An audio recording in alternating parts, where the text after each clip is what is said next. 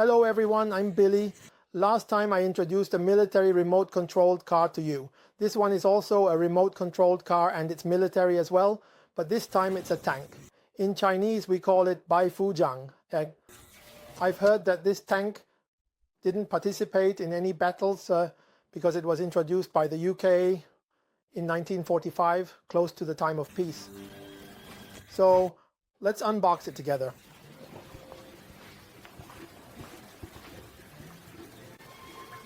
Alright, this video is actually one of the earliest ones I shot. When all the models arrived, that is when they were shipped to Hong Kong, there should have been a box like this. Sometimes these boxes contain many models and sometimes just one model per box. Now let's open this box together.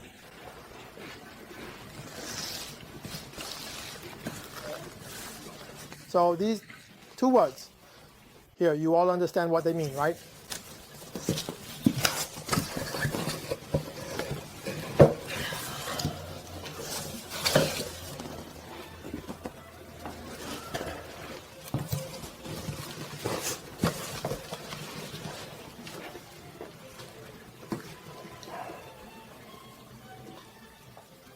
If I don't open this box, don't peel off the tape. I've heard that this way the value is best preserved.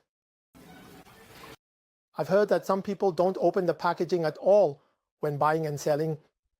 They don't open it when they buy it, and even after purchasing, they don't check if the contents are as expected. The purpose is to keep it in its original untouched packaging. So Tamiya has actually released many 1.16 scale tanks. The most famous one is of course the Tiger I. The German Tiger I came first, and later on there were other tanks. I once assembled the Panzer IV, the German Panzer IV. Before actually finishing the cannon, I played around with this British Centurion. I think I bought it a few years ago, and it was just released at the time. Also, there are many other tanks from Tiangong which are all floating turrets. However, this one, since it's right after the war in 1946, it was only after the war, in other smaller wars, not the Second World War, that they started to invest in it. At that time, the real tanks didn't have floating turrets yet. Later, I'll take a look at what other devices this vehicle has. This vehicle was in service from 1946 until 1982 during the Somali Civil War and later in battles. Of course, it was Chieftain and other main battle tanks, and even the current Challenger 1 and 2 have replaced it. So now, this Centurion should no longer be used in combat. Now let's take a closer look at this version.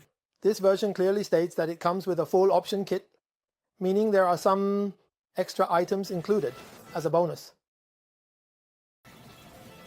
Powerful performance and ultra realistic action with lights and sounds, so it should have lights and sounds. Well, I didn't hear them say anything about there being a version without the full option kit, so I assume this is the version to buy. It can move forward, backward, and also turn. Of course, it's fully controllable and the turret can rotate. And what about this cannon? It can move up and down with elevation. And what about the barrel? It can extend and retract. Like when a Leopard opens, it extends and retracts. Here you can see that there are some photos to let you know. So when you buy it, you can see and know what features it has. It can rotate front, back, left, and right. The turret can rotate, and the cannon can move up and down. You can also see that it is powered by two 300-something models, whereas some tanks, like the 1/16 scale tanks, should be powered by two 540s or one 540, etc. This one, like my previous German Panzer IV, is powered by two 380 motors, so don't expect it to be very fast. Each of these 1/16 Tamiya tanks should now have a special control unit, which is an electronic controller so it's inside the tank. Its function, as mentioned here, besides being able to control these two motors, can also coordinate the lights and sound. So, for example, when you start the tank, it has the engine starting sound. And what else does it say? You can use this display screen to see all its functions. When adjusting the car, you can see some English letters which let you know exactly how it is controlled. Since it's a full option kit, there are many components and they are really made of metal. For example, this wheel that I used to push, this wheel is actually the one that needs to be the most durable. If previously, in some models, this wheel was made of plastic, I tried a 1/35 scale model where the wheel was plastic and it would break very quickly. If it's metal, it's much more durable. On the other side, you can see there's a speaker that can simulate it. It actually records, supposedly Tamiya records the real sounds of tanks. It said that they record the sound of each real tank and then integrate it into the model tank. So its sound should closely match the sound of the real tank. You can also see that some of its components are made entirely of metal. For example, the two tracks, meaning the two treads, and the barrel are all metal. What sounds does it make? It has engine sounds, the sound of it moving, the turret rotating sound, the sound of the turret moving up and down, the main cannon firing sound, and the machine gun firing sound. All these are played through the speaker. The main cannon and the front of the machine gun should have lights, so when they simulate firing, there are flashes of light. Thank you for your patience after all this introduction. Now I'm officially unboxing it.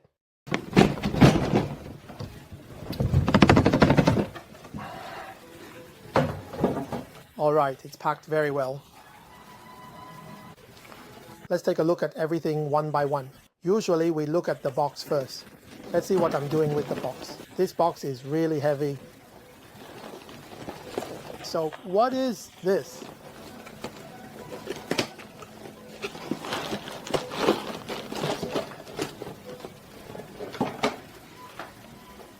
So here you can see it includes the speaker.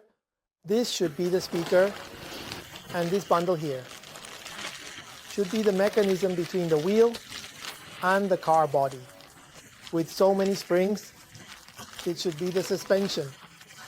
This car indeed has independent suspension for each wheel, which is quite impressive.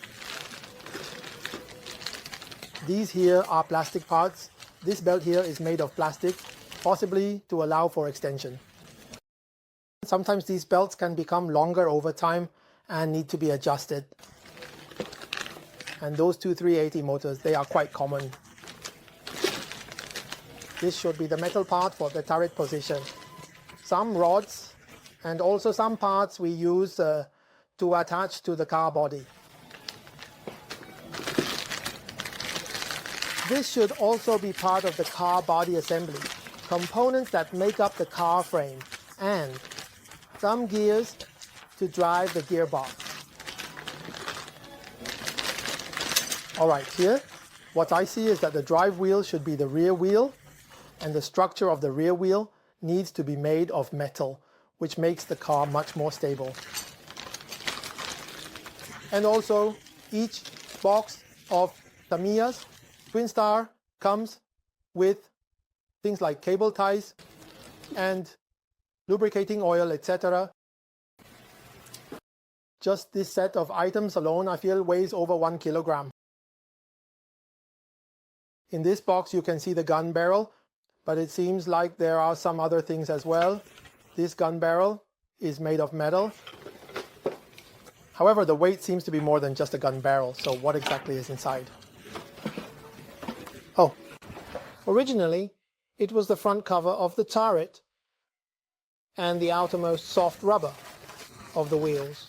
As for its equipment, usually the wheel itself is made of metal, and the part that touches the lithium strip is covered with some black soft rubber. so it won't wear out easily. This design is very good. As for this thing, I don't know what it is. It's hard to see clearly. Finally, there's this frame here. Oh, it turns out there's a frame inside, meaning the main chassis is inside. From this angle, it's slightly tilted, and if you press it and it bends, then it can't be fixed later. It's something to be very cautious about. I think I made a mistake earlier about this strap. That is the tongue strap.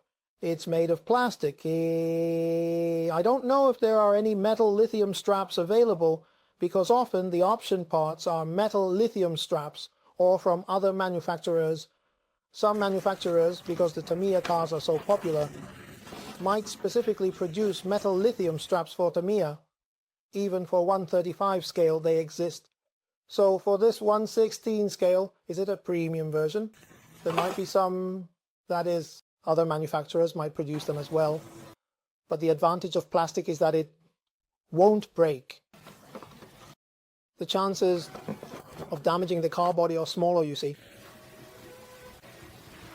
So this part here, you can see that on both sides.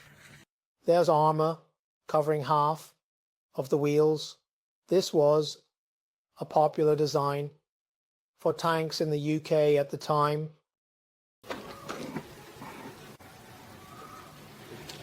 If you look at it, the outer shell of the decorative vehicle is made of a kind of soft plastic, which might actually make it less brittle and less likely to break easily. But don't get your hopes up. It's quite durable, but you still need to handle it with care, right? Let's take a look at how many pieces there are. 1 piece, 2 pieces. Oh, the wheels of the vehicle are also made of plastic. I misspoke earlier. They're not metal, they're plastic. So this part, here's the turret section. So there's a piece for the turret, both below and above. There are many decorative parts. For now, I'm not sure what this is. It might be something inside the barrel. Some parts at the back of the vehicle's rear door. This is the shell of the turret. This is the position below the turret. And this piece, along with other decorations, let's count them. 1, 2, 3, 4, 5, 6, 7, 8, 9, 10. There are a total of 10 packages, all made of slightly soft plastic, which makes the car look good. So, what is this mysterious black gift? What I see inside, there is a turret-like rotating component, and I notice many gears that are used to drive its rotation. So this should be the component that moves the gun barrel up and down, which you won't see after assembly because it's inside the turret. There are many gears used to drive the turret's rotation up, down, left and right. Alright, what are these things?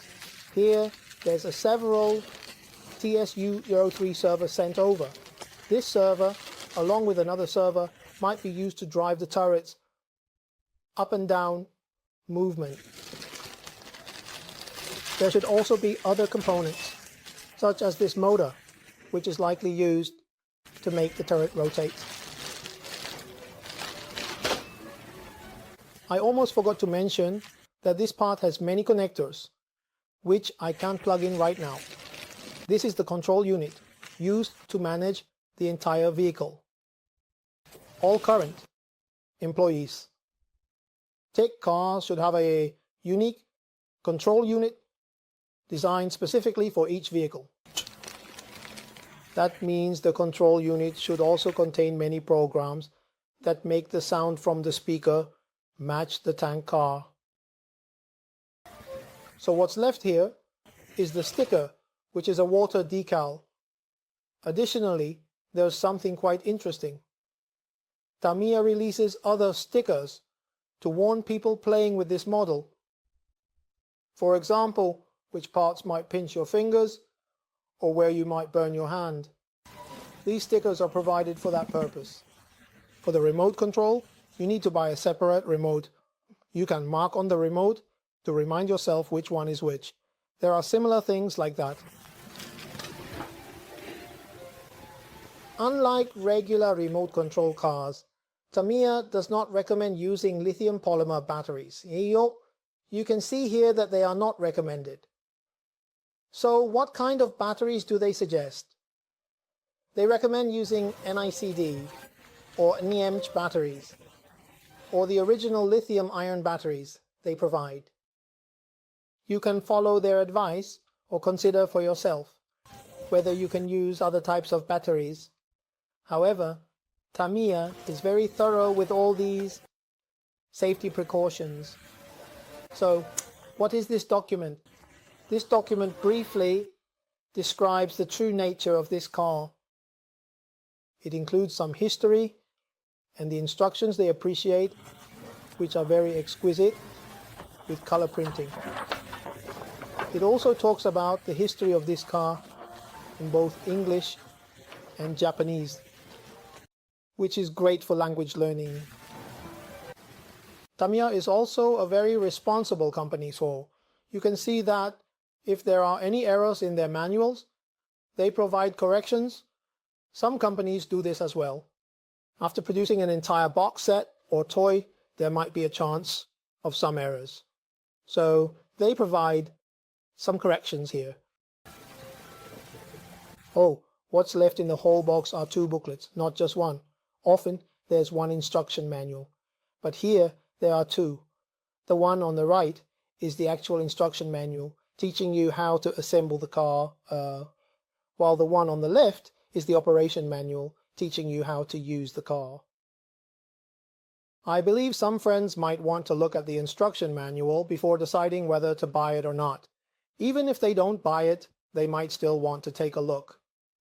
This instruction manual has many sections. These include what tools you might need to prepare, as well as whether you need to buy a remote control or other materials. There are also some things to pay attention to before assembling. There are explanations of some equipment. It even teaches you about spray paint and stickers beforehand. So the first part is to get the chassis ready.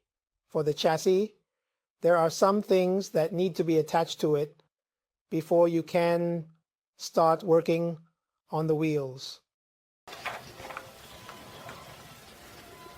There are still many small details to be completed on the chassis, both front and back, that are not yet done.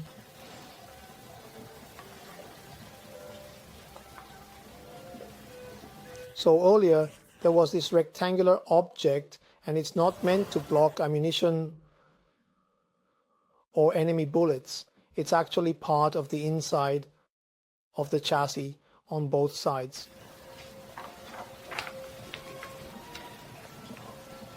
Here is where we actually start constructing the support for the wheels, and there really is a spring supply. It's somewhat similar to a hydraulic system, but there are also some friction dampers, so you can apply some lubricant to give it a hydraulic effect. After finishing some of that, after assembling the parts for this type of remote controlled car, they provide a realistic cover to hide the springs so you can't see them. These are the upper row of wheels, which are part of the track system. There are wheels on the upper row and also on the lower row, and the upper row wheels might be smaller. So now here we shall start teaching you to make this gearbox or transmission, yes, the transmission, those gears, and the motor. Now you can see that after assembling, there should be two gearboxes, one on the left and one on the right, placed in the rear half of the tank. There are two motors and one asymmetrical gearbox. Among them, there are many rotating parts, gears, and those bushes. You can buy bearings, and they even offer some complementary bearings. This 1280 bearing is actually a ball bearing, commonly known as a rolling ball. The more you are willing to replace everything with ball bearings, the less wear and tear the car will experience. So, when we get to this point, we officially work on the driving wheel, this rear wheel. In this section, we start working on the many wheels on both sides. On each side there are 6 wheels supporting the car. So when we reach this part, you should be able to see it all coming together. I remember once I was assembling a 125 scale Chieftain, and at that time I had to assemble each track link by link, which was quite exhausting. Now they come pre-assembled, which has its pros and cons. For those with a lot of time who want to put in the effort, having it pre-assembled might not be as satisfying, but the advantage is that you don't have to go through the painstaking process yourself. Doing such monotonous and repetitive tasks is extremely boring. So since the 6 wheels below have suspension that can move up and down, you need to be very careful to occasionally adjust the tension of the belt. If it's too loose, it will slip off, and if it's too tight, it will hinder the operation of the sound producing part, which is actually located slightly in front of the tank's belly. Once assembled, it should be out of sight, and the control unit is also tucked inside the tank. So, if you want to make any adjustments to the control unit or plug and unplug things, you'll need to open up the vehicle.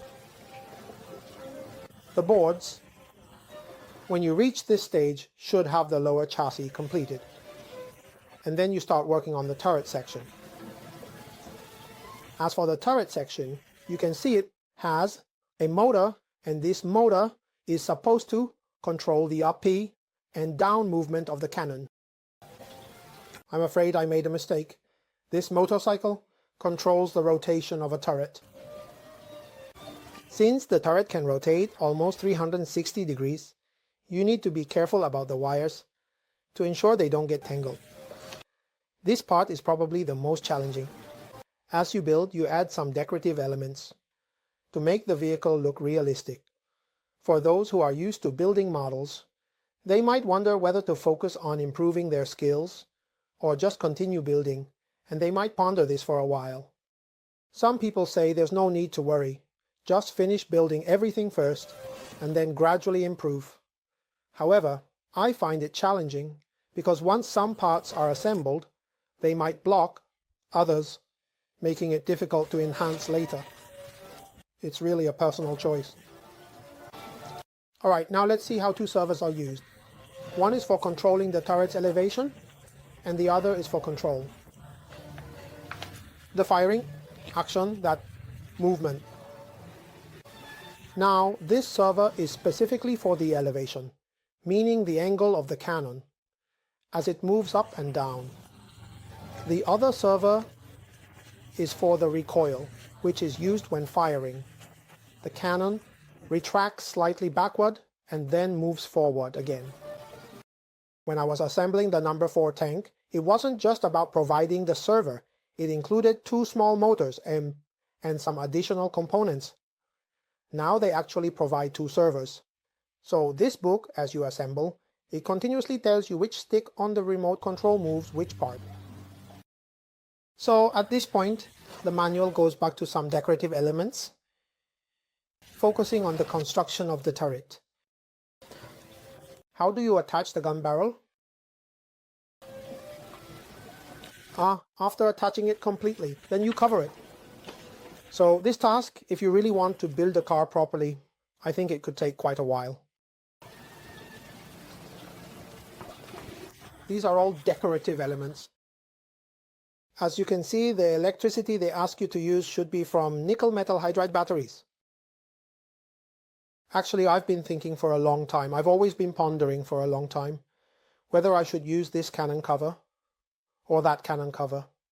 Both are hard plastic, and if there was a soft straight plastic one, that would be best, because with this one you can use it to move up and down and it looks real. So I might separately cast a straight plastic one in the shape of this cannon cover.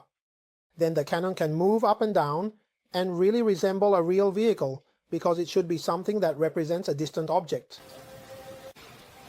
As far as I know, many people play with these tanks for battles, but their battles don't involve real shooting. They use something called a battle system.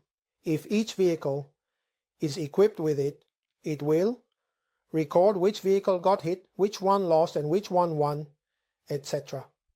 Finally, this manual will go through each part one by one to let you check if anything is missing or where you should find that particular item, etc. There are a total of 6 pages here. In the past, I remember when assembling these models, I would thoroughly read the instruction manual before starting. Now there's also an operation manual, so let's see what it's about, shall we? Today, let's talk about the operation of the remote control software. Now, I'll teach you how to use those remote controls and what each light indicates in terms of signals. And I'll show you how to control the car forwards, backwards, left and right. I'll tell you how steep the car can go.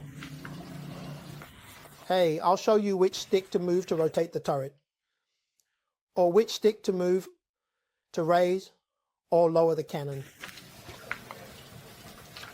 Then I'll teach you how to fire. I'll show you how to take this part out to change the battery, or to adjust the control component. How does the control component work? How ought to adjust it? Oh, you can even adjust the elevation of the cannon, like how much it goes up or down. If it gets stuck, it might break. And here, it's about the cannon turning left or right. Oh no, it's the vehicle turning left or right. How much can it turn? They also mentioned that when the cannon fires, the vehicle will recoil a bit, simulating the back thrust of the turret firing. Explaining NICD and NEMH, which are the characteristics of nickel hydride, not nickel, batteries. If you're interested, you can also purchase this battle system. Here's what to pay attention to regarding the switches. So that's just the end of this operation manual. Oh wait, there's more? Oh, it turns out that this operation menu is different. It has both English and Japanese at the same time. Actually, they combine 2 books with pages 1 to 12 in Japanese, and from 13 onwards, the remaining 30 or so pages are in English. So if you want to learn English and Japanese at the same time, it's a very good reference. Carefully put it back. It should be worth keeping.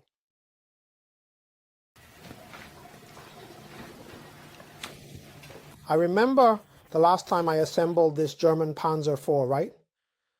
It was during the pandemic. When we bought this vehicle back then, it seemed to be priced in the 600 range. If you buy it now, it might be a bit cheaper. The supply is continuous, so it seems there's no speculation involved. However, it's a very special choice. So if there are any similar new model unboxings in the future, we'll meet again.